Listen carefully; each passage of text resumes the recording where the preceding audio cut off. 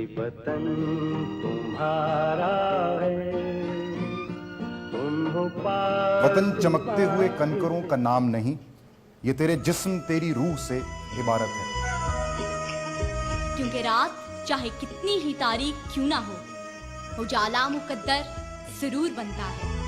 آج ضرورت ہے معاشی ترقی کی، صنعتوں کی بحالی کی، روزگار کی فراہمی کی، اور یہ وقت اشارے دے رہا ہے کہ اب جذباتیت سے نکلنا ہوگا، اب اس ملک میں تعلیم اور استدلال کو فروغ دینا ہوگا۔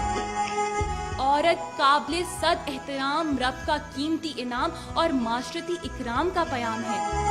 آپ ہی بتائیے کہ چائے کی پیالی میں طوفان بپا کر کے ملک کو ہجانی فضا کا شکار کرنا کس حریت فکر کا غماز ہے؟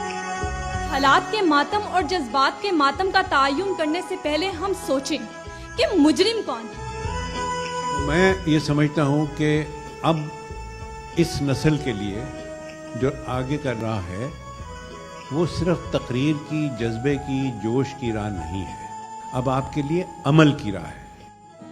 یہ وطن تمہارا ہے، تم ہو